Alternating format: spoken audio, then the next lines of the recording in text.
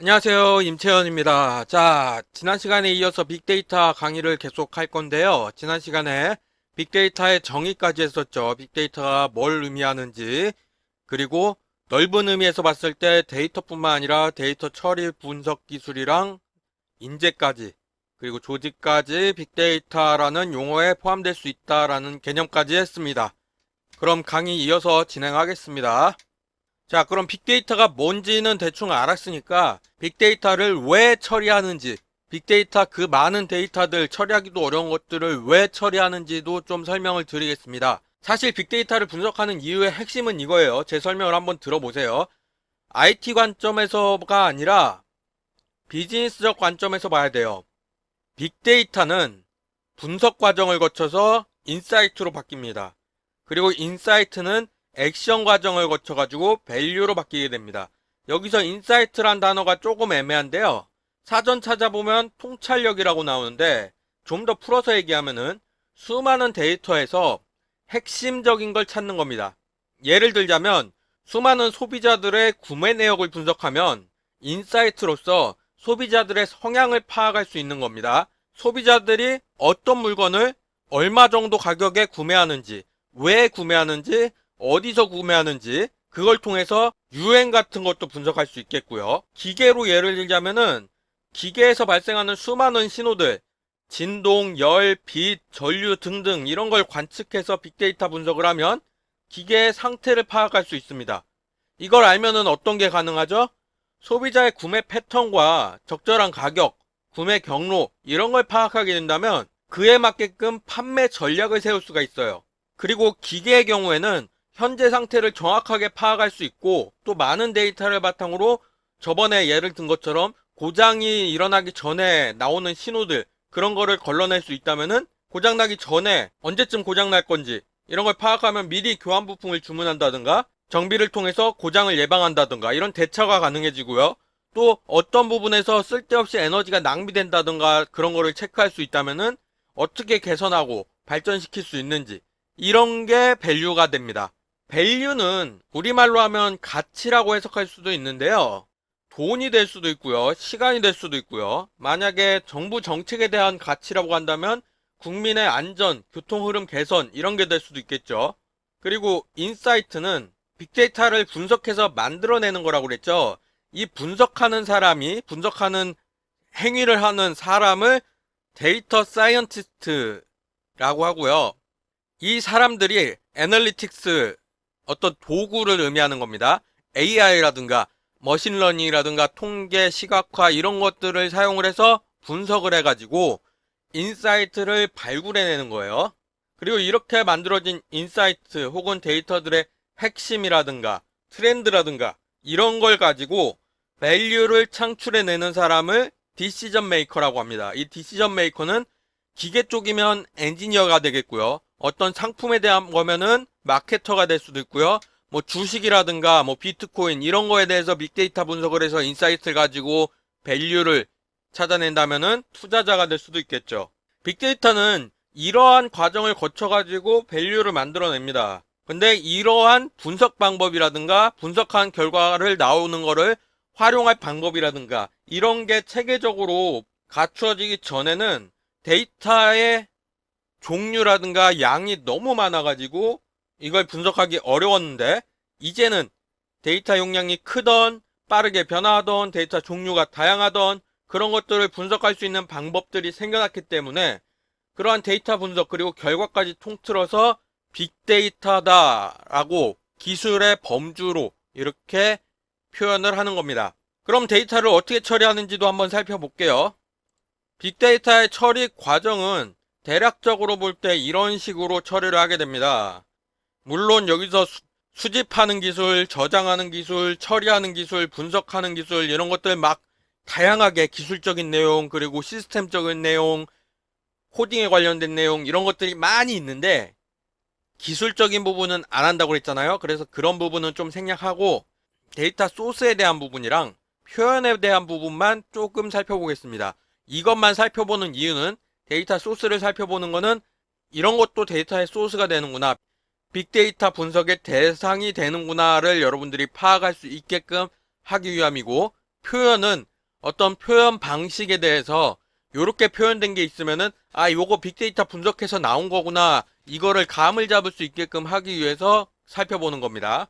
자, 그럼 데이터 소스부터 살펴보겠습니다. 데이터 소스라는 용어가 생소하신 분이 있을지 모르겠는데 데이터 소스는 대상 데이터를 의미하는 단어예요. 그러니까 분석 대상 데이터를 말하는 거죠. 그러면은 빅데이터에서 가장 큰 데이터 소스는 뭘까요? SNS랑 휴대폰입니다. 그러다 보니까 빅데이터를 SNS 데이터 분석 기술로 착각하는 경우가 있기도 한데 그건 아니라고 그랬죠. 그거는 빅데이터를 그쪽으로 많이 분석을 할 뿐 빅데이터 자체가 SNS 분석 도구는 아니라는 얘기예요. 그리고 휴대폰은 무슨 정보를 생성할까요? 여러분이 휴대폰을 가지고 휴대폰을 딱 켜는 순간 여러분 위치 정보는 실시간으로 통신사에 제공이 돼요.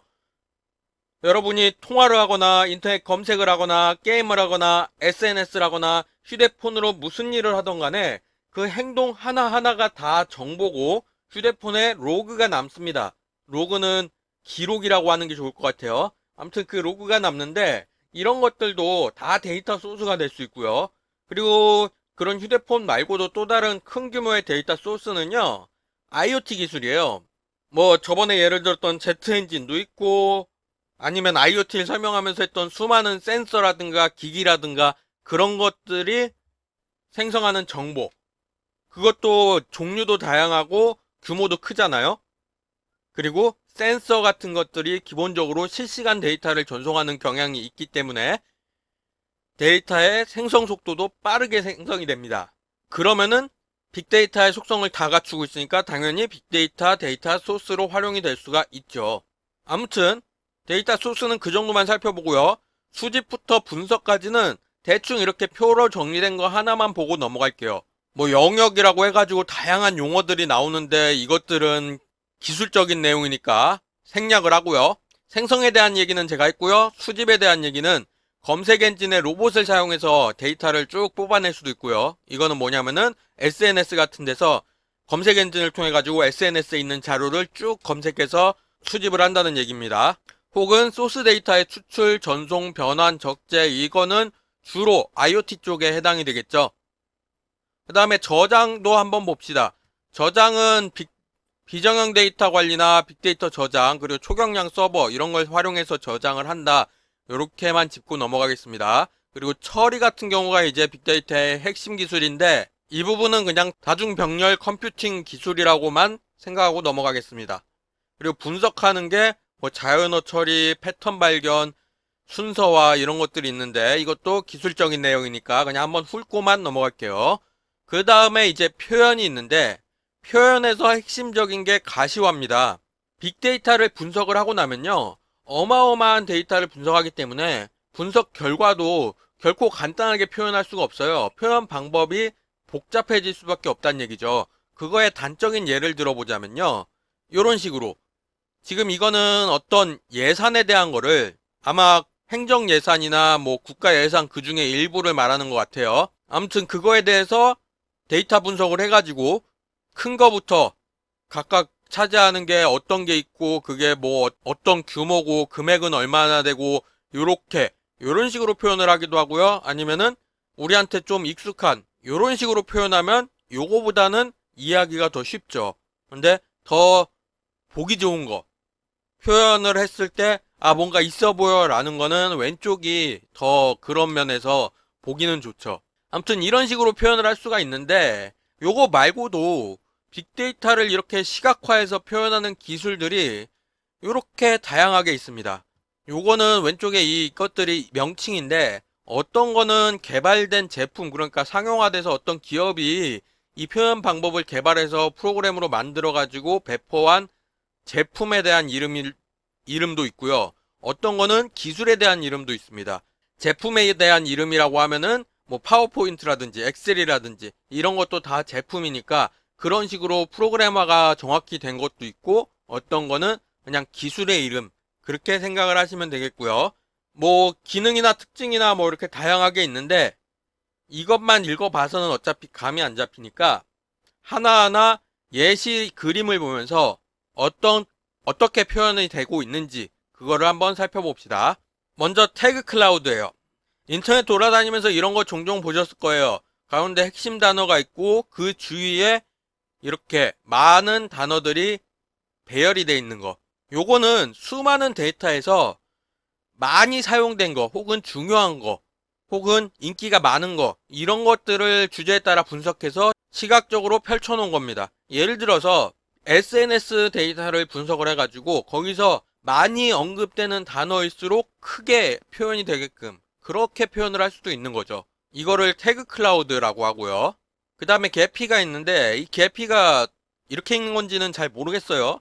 저도 사용해 본 적이 없고 들어본 적이 없이 그냥 이런 이미지라든가 설명만 읽어본 수준이기 때문에, 왜냐하면은 저는 데이터 사이언티스트가 아니에요. 데이터 분석에 대해서 어느 정도 이런 식으로 한다는 알고 있지만은 실제로 해본 적도 없고 전문적으로 배우지도 않았기 때문에 이 프로그램도 실제로 본 적은 없습니다.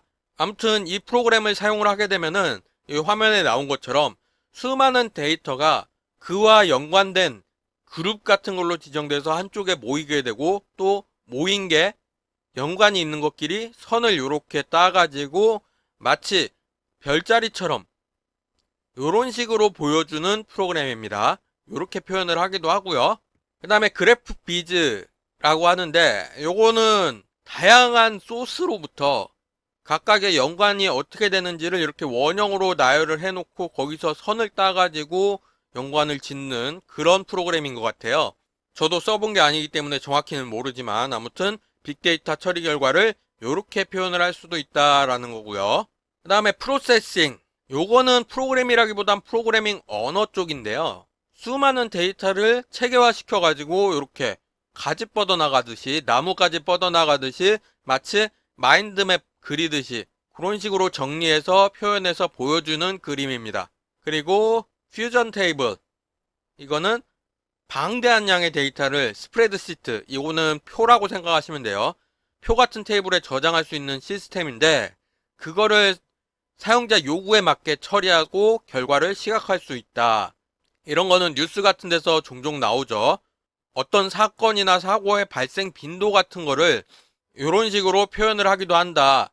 그때 대한민국 전체로 놓고 프로그램을 돌리면 이렇게 나오고, 이쪽은 여기가 경상북도인가요? 그쪽만 놓고 프로그램을 돌렸을 때 이렇게 표시할 수 있는 그런 종류의 시각화 툴인 것 같습니다.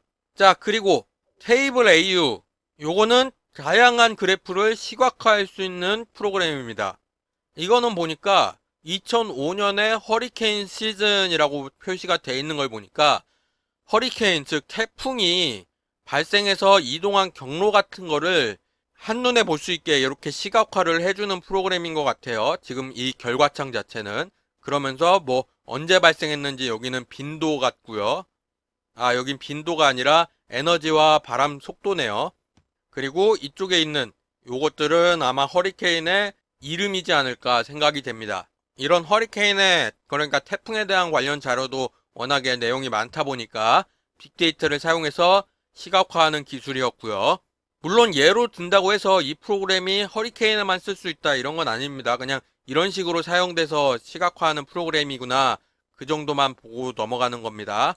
그리고 띵커팝이라고 되어 있는데 이거는 데이터베이스 간의 연결 관계를 보여주는 프로그램인 것 같습니다.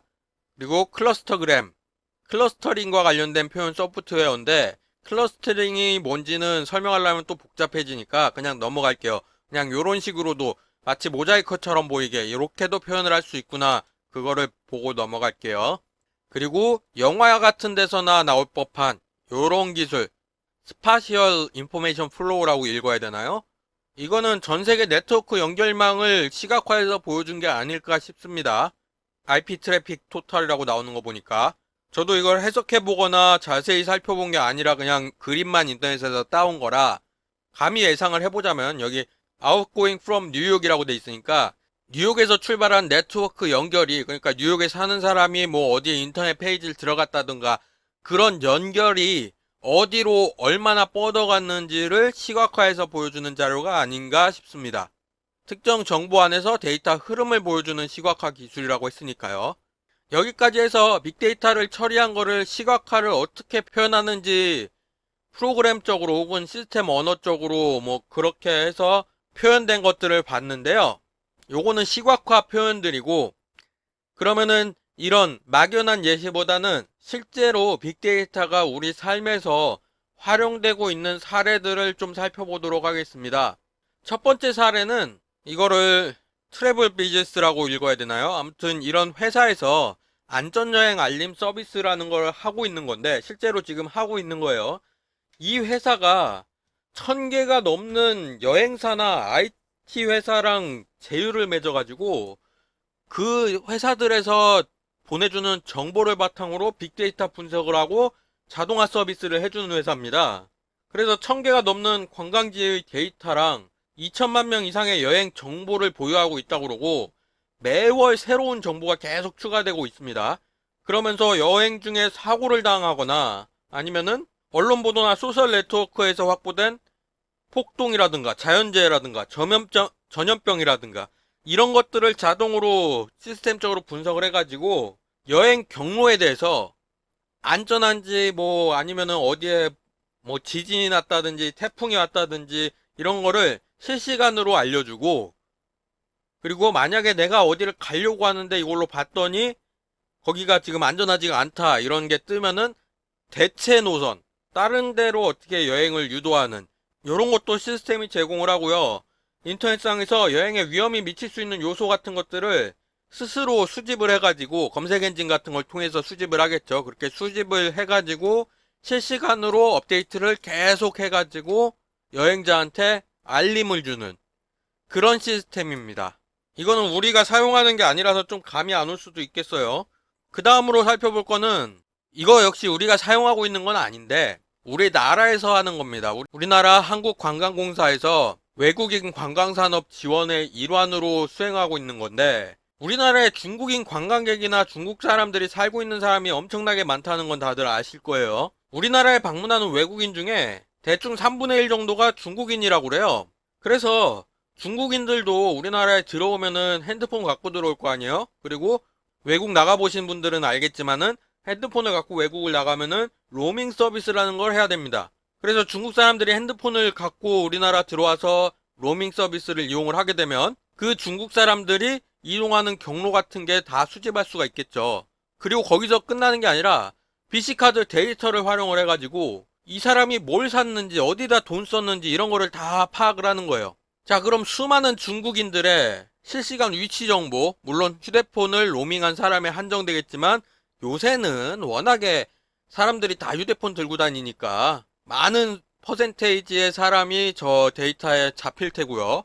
또 그것뿐만 아니라 카드 사용 내역, 그걸 가지고 이제 주요 이동 경로라든가 성별이라든가 연령이라든가 고객 유형이라든가 거래 패턴이라든가 이런 거를 다 분석을 할 수가 있겠죠. 데이터가 어마어마하겠지만은 그거를 분석을 해가지고 중국인들이 주로 가는 여행지라든가 아니면 중국인들한텐 소개가 많이 안 돼가지고 중국인들이 많이 가지는 않지만 우리나라에서 유명한 여행지라든가 아니면은 중국인들이 많이 가는 매장이라든가 이런 것들을 분석 결과로서 핸드폰 어플로 제공을 해주는 사업을 진행하고 있습니다. 자, 우리나라 사례 또 하나 보겠습니다. 방금 거는 한국관광공사에서 중국인 대상으로 한다면은 이번에는 제천시에서 우리나라 국민들 대상으로 합니다. 우리나라 국민들이 제천시에 여행을 가는 경우가 많을 거 아니에요. 뭐 다른 데도 많이 가겠지만 어쨌든 제천시에 가는 사람에 대해서 신한카드 매출 데이터를 바탕으로 이 사람이 어디서 왔는지, 어떤 사람이 얼마나 왔는지, 그리고 어디서 온 사람들이 돈을 얼마나 쓰는지, 돈을 주로 어떤 데다 썼는지 이런 것들을 분석해가지고 정보를 뽑아냅니다. 그 뽑아낸 정보는 여기에 사용자 특성에 따른 맞춤 정보를 제공한다 이렇게 되어 있는데 이게 무슨 소리냐면 만약에 제천시에 방문한 사람들 중에 20대가 유난히 많이 가는 관광지라든가 매장이라든가 음식점이라든가 이런 게 있다고 하면은 그 정보를 다른 20대 제천시에 방문할 예정인 혹은 방문한 20대한테 추천을 해주는 거예요. 그리고 많은 사람들이 결제 내역을 살펴보면 몇 시에 어디 갔다라는 게 대충 나오잖아요. 그걸 바탕으로 많은 사람들이 거쳐간 여행 경로라든가 이런 걸 분석을 해가지고 여행 코스나 스케줄을 제시를 해줄 수도 있겠죠. 빅데이터가 이렇게 활용되기도 하고요. 또 다른 거 한번 보겠습니다. 이번에는 대한상공회의소라는 데서 중소상업을 지원하는 서비스입니다. 이런 빅데이터 분석을 하려면은 아무래도 빅데이터 분석을 전문적으로 하는 기업에다 따로 의뢰를 한다든지 아니면은 회사 내에 이걸 분석하기 위한 부서 같은 걸 만들어야 될 거 아니에요. 근데 그런 거를 중소사업자가 할 수는 없는 겁니다. 예를 들어서 여러분이 인터넷에 옷을 파는 쇼핑몰을 하나 열었다고 칩시다. 개인 사업으로. 그러면은 여러분은 내 쇼핑몰 관리하기도 벅찬데 뭐 빅데이터 분석이니 이런 거 잘 알지도 못하고 신경 쓸 겨를이 없어요. 그런 거를 그런 중소상인들을 지원해주기 위해서 많은 유통사로부터 매장별 데이터를 수집을 하고요. 어떤 시즌에는 어떤 게 잘 팔리더라, 아니면은 날씨가 어쩔 때 어떤 게 잘 팔리더라, 어느 지역에선 어느 게 잘 팔리더라, 어느 건 안 팔리더라, 요런 거를 분석할 수가 있겠죠. 그럼 분석한 결과를 요런 식으로 뭐 초여름 상품, 김치류 추천 시즌 요런 걸 분석해서 보여준다고 하면은 옷을 파는 온라인 쇼핑몰로 예를 들었으니까 뭐 청바지가 잘 팔리는 시즌, 아니면 여름엔 주로 어떤 옷 종류가 잘 팔린다던가 요런 걸 보여준다고 하면은 그런 쪽으로 좀 집중을 해서 내가 이 정보를 마케팅에 활용해서 온라인 쇼핑몰을 운영한다고 한다면은 아무래도 매출 증가를 기대해 볼 수 있겠죠. 그런 게 실제로 진행이 되고 있고요. 이번에는 여러분들한테 더 와닿는 거를 말씀드릴게요. 신한카드에서 고객 맞춤형 타겟 마케팅을 하고 있습니다. 이거는 뭐냐면은 신한카드가 자기네 회사에서 신한카드를 발행을 했고 이 카드를 사용하는 사람들의 데이터들이 있잖아요.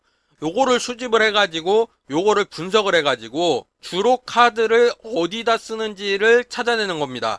그래서 연령대별로 아니면 요일별로 시간대별로 어떠한 항목에다 카드를 사용하는가, 이거를 전체 데이터를 대상으로 분석을 해가지고 그 나이대 그 성별이면은 예를 들어서 20대 남자면은 주로 몇 시에 어떤 걸 사더라, 아니면 무슨 요일에 어떤 걸 사더라, 어떤 데다가 돈을 쓰더라. 더 구체적으로 말하자면은 30대 남성의 경우에 월요일 아침에 출근길에 그 시간 출근 시간대쯤에 커피를 많이 사더라. 요런 게 나온다고 하면은 30대 남성들한테는 커피 가맹점 할인을 제공해주는 서비스가 붙어있는 카드를 추천해주고, 또는 해당 요일에 커피의 할인율을 높게끔 해줄 수 있는 쿠폰을 준다든가, 아니면 반대로 잘 이용되지 않는, 예를 들면 뭐 목요일 저녁쯤 이때 커피 마시는 사람이 적다라고 하면은 그 요일 그 시간대에 커피 쿠폰을 뿌리는 거예요. 그래서 일부러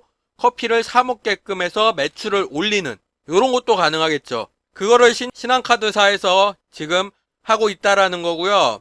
또 다른 예 봅시다. 올레TV 맞춤형 콘텐츠 추천. 이거 올레TV는 뭔지 다 아시죠? 스카이라이프랑 같이 해서 올레TV를 지금 현재 서비스 중에 있는데, 이거는 지금 올레TV에만 한정되는 거 아니고요. 올레TV가 이렇게 하고 있다는 거지, 넷플릭스라든가 유튜브도 이와 유사한 방법으로 여러분들한테 영상을 추천해주고 있어요. 그게 뭐냐면은 사람별로 주로 시청하는 정보를 실시간으로 수집을 합니다. 그래가지고 가입자들이 많이 보는 프로그램이 뭔지, 가입자들의 실시간 시청률이라든가 시청 이력이라든가 이런 거를 분석을 해가지고 아까 예를 든 것처럼 뭐 20대 남자는 저녁 시간에 주로 어떤 영화를 많이 보더라 하면은 다른 20대 남성한테 그 시간대에는 그런 영화, 뭐 액션 영화라든지 이런 거를 주로 노출을 시켜가지고 더 많이 볼 수 있게끔 이렇게 추천을 하고 있는데, 물론 넷플릭스라든가 유튜브라든가 이런 데의 알고리즘은 좀 다르겠죠. 어떤 식으로 하는지는 자세히는 모르지만 그쪽도 빅데이터를 활용해서 수많은 가입자들이 주로 어떤 걸 보는지, 혹은 그 개인이 여태까지 시청을 어떤 걸 해왔는지 이런 걸 분석해가지고 추천 영상을 눈에 잘 띄는 데다가 배치를 시키는 겁니다. 이번에는 일본 사례입니다. 일본 맥도날드에서는 맞춤형 쿠폰이라는 게 있다고 합니다. 저도 일본에 살아보거나 일본을 가본 게 아니라서 자세히 모르는데, 그 사람이 맥도날드에서 뭘 얼마나 자주 사 먹었는지 이런 거를 확인을 해가지고 그 사람에 맞게끔 혹은 그 나이대나 성별에 맞게끔 할인 쿠폰을 핸드폰에 보내준다고 합니다. 그럼으로써 잘 안 팔리는 상품에 할인 쿠폰 보내줘가지고 뭐 매출을 증대시킨다든가, 아니면은 잘 팔리는 상품이라고 하더라도 일부러 할인 쿠폰을 뿌려가지고 박리대마이를 한다든가 이런 것들을 상세하게 분석해서 활용을 하고 있습니다. 실제로 일본에서. 그리고 파리바게트 같은 경우에는 날씨를 가지고 마케팅을 합니다. 최근 5년 동안 전국에 있는 169개 지점에서 맨날 어떠한 빵이 얼마나 팔렸는가, 그거랑 기상자료, 그날 날씨가 어땠는가, 이런 걸 가지고 분석을 해가지고 날씨별로 잘 팔리는 제품을 알려주는 거예요. 자, 여기 예시가 있죠. 27도 이상의 맑은 날에는 피자빵은 잘 안 팔리고 샌드위치가 많이 팔리고 찹쌀 도넛은 뭐 그냥저냥 조금 잘 팔리는 정도? 그리고 20도 전후에 비가 많이 오면은 피자빵이 잘 팔리고 샌드위치는 잘 안 팔리고 찹쌀 도넛도 조금 덜 팔리고, 그리고 조금 쌀쌀해서 12도 이하의 맑은 날에는 샌드위치는 더더욱 안 팔리고 피자빵은 비 올 때보단 덜하지만 조금 그래도 평소보다 많이 팔리는 편이고, 요런 매출 가지고 추천을 하는 거예요. 이런 식으로 활용을 할 수가 있겠죠. 일기예보라는 게 있으니까, 예를 들면은 내일은 날씨가 맑고 27도 이상일 거라고 일기예보가 떴으니까 샌드위치가 잘 팔릴 거다, 요런 정보를 각 지점주한테 제공을 해준다면, 그럼 그 점주는 다른 빵보다 샌드위치를 더 많이 만들어 가지고 배치를 해놓으면은 그게 바닥나서 못 파는 경우가 안 생기겠죠. 그리고 피자빵은 잘 안 팔리니까 좀 덜 만들어서 안 팔리는 재고를 줄일 수도 있겠죠. 이거를 실제로 해보니까 한 달 만에 매출이 30%나 증가가 됐다고 합니다. 이거는 파리바게트에서 이렇게 사용을 하고 있고요. 자, 여기까지가 제가 가져온 빅데이터의 실제 활용 사례인데요.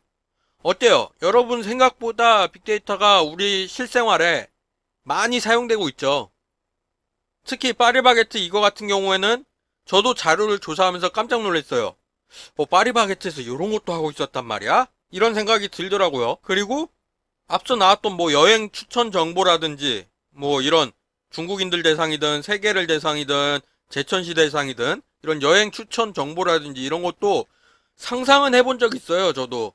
데이터를 수집만 할 수 있다면은 분석하기 좀 어렵긴 하겠지만은 분석만 하면은 이런 게 가능할 수도 있겠다라고 생각은 해볼 수 있는데, 실제로 적용되고 있다는 거를 저도 조사를 해보면서 이 자료를 만들면서 처음 알았습니다. 이런 식으로 빅데이터라는 게 용어만 봐서는 뭐가 뭔지도 모르겠고 대충 설명해서는 그래서 이게 어디에 쓰이는데 라고 생각할 수 있는데, 생각보다 여러분들이 상상할 수 있는 많은 분야에 실제로 사용이 되고 있고, 혹은 사용하기 위해서 연구개발을 진행하고 있는 경우가 많아요. 막상 실제 이용자 입장에서는 4차 산업혁명이 뭔지도 잘 모르겠고 빅데이터는 이름은 많이 들어봤는데, 그래서 그게 뭔지도 잘 모르는데 모르는 사이 많이 사용되고 있다는 거죠. 이 정도까지 강의를 여러분들한테 했으니까 이제 빅데이터가 뭐고 어떻게 활용이 되고 있다는 걸 개략적으로 다들 이해를 하셨으리라고 생각이 됩니다. 빅데이터 관련해서는 제가 준비한 거는 여기까지인데요. 시간을 보니까 여기서 강의를 끝마치기는 너무 짧아요. 그렇다고 다음 기술로 넘어가자니 아직 PPT가 제대로 완성이 안 돼 있어가지고 여러분들한테 강의를 진행하기에는 좀 무리가 있습니다. 그래서 남은 시간 뭘로 할 거냐면은 지금까지 강의했던 PPT를 쭉 살펴보면서 뭐가 중요하고 뭐가 덜 중요한지를 좀 짚어드릴게요. 이거를 왜 하냐면은 사실상 저도 고민을 좀 더 많이 해봐야 되는 부분이긴 한데, 나중에 중간고사도 봐야 되잖아요. 제가 최대한 기술적인 내용은 빼고 있지만은 그래도 이게 매주 하나 이상의 PPT가 올라가다 보니까 여러분들이 중간고사를 준비할 때 공부할 분량이 너무 많아지지 않을까 하는 생각도 있어요. 그래서 제가 지금 하려는 거는 뭐 몇 강 안 했지만은 여태까지 한 PPT를 몇 개 쭉 살펴보면서 요거는 시험에 낼 만한 주제다, 아니면은 요거는 강의를 하면서 여러분들이 이해를 돕기 위해서 가져온 거지 시험에 낼 만한 그런 것도 아니고 여러분들이 굳이 자세하게 공부할 필요는 없는 내용이다, 이런 것들을 한번 쭉 짚어볼게요. 시기도 적절하다 생각되는 게, 제가 이런 식으로 강의를 한다는 거를 여러분들이 파악을 하시고 앞으로 시험 공부를 할 때 혹은 여러분들이 제 강의를 들을 때 이런 부분을 집중적으로 듣고 공부를 하시면 된다라는 거를 미리 짚어주는 거죠. 만약에 이거를 중간고사 근처에 가서 이런 시간을 가지게 되면은 너무 시험 문제를 찝어주는 경향이 있게 되기 때문에 지금 하는 것도 뭐 나쁘지 않다고 생각합니다. 그래서 지금까지 했던 강의들 한번 쭉 훑어보는 시간을 가져보도록 할게요. 물론 당연히 강의 소개해가지고 앞으로 강의를 뭐 어떻게 할 거다 했던 그 PPT는 건너뛰고요. 제일 먼저 했던 게 이거죠. 4차 산업혁명의 개념이랑 주로 어떻게 진행이 되고 있다 이런 거를 설명드렸던 것 같은데 이거에서 당연히 목차는 넘어가고요. 이때 1차 산업혁명부터 산업혁명을 쭉 설명을 했습니다. 근데 요 세부 내용 요런 것까지는 그렇게 중요하진 않고 요 표 정도는 중요하다고 볼 수도 있어요. 이게 뭐 1800 몇 년인지 1900 몇 년인지 그것까지 세부적으로는 안 중요해도 각 산업혁명이 언제쯤 일어났고 키워드가 뭐고 특징이 뭐다. 요거를 알아야 4차 산업혁명을 이해하기가 좋기 때문에 요 표 정도는 중요하다고 볼 수가 있겠고요. 요거는 그렇게 중요하지가 않아요. 왜냐면은 제가 인더스트리 4.0이나 플랫폼 4.0 뭐 차세대 제조혁명 이거에 대해서 자세히 설명하지도 않았고 각각의 기술이 어떤 게 있다 해서 이런 기술들이 여기 나와 있는 게 4차 산업혁명 기술의 전부도 아니기 때문에 4차 산업혁명이 뭐다라는 거를 설명드리기 위해서 보여드린 그림이고요. 이 초지능, 초연결, 초융합도 그냥 이런 개념이 있다 뿐이지 자세히 설명을 안 했잖아요. 그래서 이것도 그냥 이런 거다라고 이해를 하고 넘어가면 되는 수준이고요. 그 이후에 대표적인 4차 산업혁명 기술에 대해서 한 페이지씩 이렇게 짚고 넘어갔는데 한 페이지나 두 페이지 정도씩 짚고 넘어갔는데 요거는 지금 제가 하고 있듯이 각각 기술에 대해서 1시간 내지 2시간 한 번 내지 두 번 강의 분량으로 계속 소개를 하고 있기 때문에 요거 자체는 그렇게 중요하지 않고 계속 하고 있는 강의에 집중을 해주시면 돼요. 그냥 이때는 소개를 위해서 이런 것도 있다라는 걸 보여드렸던 거고 여기부터 4차 산업혁명에 대해서 제가 얘기했던 거는 강의 내용이라기보다 여러분들한테 드린 내용이에요. 여러분들한테 제가 하고 싶은 말이랄까? 이런 거예요. 현재 4차 산업혁명 시대에 맞이해가지고 이런 식으로 진행이 되고 있으니까 여러분들은 이런 시대 흐름을 파악하고 앞으로 이런 쪽에서 더 집중을 해서 여러분들의 스펙을 쌓아 올려가야 나중에 취업을 할 때라든가 아니면 취업 이후에서도 사회생활을 하면서 여러분들한테 도움이 될 수 있겠다 싶어서 추가로 넣어놓은 거지 요게 시험에 들어갈 내용은 아닙니다. 아무튼 4차 산업혁명에 대해서는 이렇게 간단히 살펴봤었고요. 그 다음에 설명했던 게 IoT죠. 사물인터넷. 요거에 대해서 사물인터넷의 배경은 제가 좀 중언부언한 느낌이 있긴 있어요. 그래도 왜 사물인터넷이 중요하게 떠올랐는지 어떻게 발전하게 됐는지를 설명하기 위해서 간단하게 얘기를 드렸던 부분이고요. 그리고 나서 이제 사물인터넷의 개념, 그러니까 사물인터넷의 정의, 이거 같은 경우에는 중요하겠죠. 그렇다고 해서 뭐 여기서는 이렇게 말했고 저기서는 이렇게 말했고 요게 중요한 게 아니라 사물인터넷을 정의할 때 어떤 게 사물인터넷이다. 그거 정도는 중요할 수 있겠고요. 그리고 M2M은 사물인터넷이 발전되기 전에 나왔던 내용인데 요것도 그렇게 중요한 내용은 아닌 것 같아요. 요 그림 같은 경우에는 그림을 외운다기보다 이해해서 P2P랑 P2M이랑 M2M이 이렇다라는 걸 보여줬던 거고요. 앞부분은 계속 사물인터넷의 정의나 뭐 속성 이런 걸 얘기를 하고 있죠. 사물인터넷의 장애물 요 같은 경우에는 좀 중점적으로 볼 필요가 있을 것 같습니다. 요런 식으로 딱 몇 개로 카테고리가 돼가지고 설명하고 있는 것들은 시험에 내기 좋겠죠. 그 다음에 응용 분야 해가지고 쭉 설명을 드렸었는데 이거는 사물인터넷이 어떻게 활용이 되고 있다는 걸 보여줌으로써 사물인터넷 자체에 대한 이해를 돕기 위한 거지 응용 분야가 세부적으로 어떤 게 있고 세부적으로 그거에서 어떻게 쓰이고 있다라는 거는 제가 말로만 설명드린 만큼 시험 문제에 내기에는 적합하지가 않겠죠. 그 다음 요거는 조금 중요할 수도 있습니다. 물론 이 자체가 이 페이지나 요 뒤에 나오는 내용 자체가 시험 문제에 나오지는 않을 거예요. 하지만은 제가 각 기술들을 설명하면서 다른 기술들이랑 어떻게 연관이 지어지는지 계속 지속적으로 설명을 할 거거든요.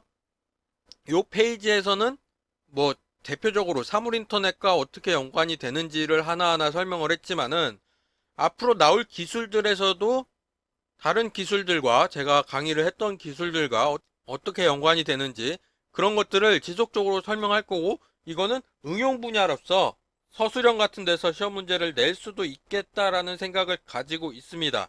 이제 그런 문제를 만약에 출제하게 된다면, 아직 제가 시험 문제를 만든 게 아니기 때문에 진짜 그렇게 시험 문제를 낼지 안 낼지는 모르겠지만, 예를 들자면은 뭐 기술 몇 가지 키워드를 던져주고 이 기술들이 서로 응용해서 함께 사용될 수 있는 방향이라든가 이런 거를 아는 만큼 서술하시오, 요렇게도 할 수 있겠죠.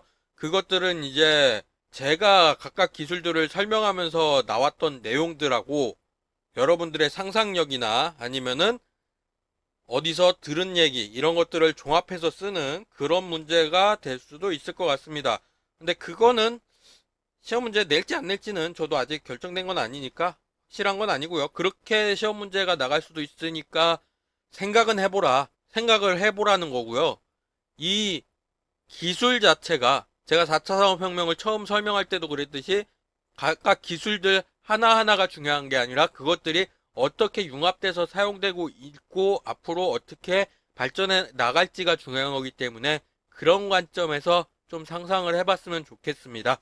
근데 그런 상상을 하려면은 각각의 기술들이 어떻게 사용이 되고 있는지, 어떤 걸 의미하는 기술인지 그런 게 알 필요가 있다고 생각을 했기 때문에 지금 각각 기술들에 대해서 설명하는 강의를 진행을 하고 있는 거고요.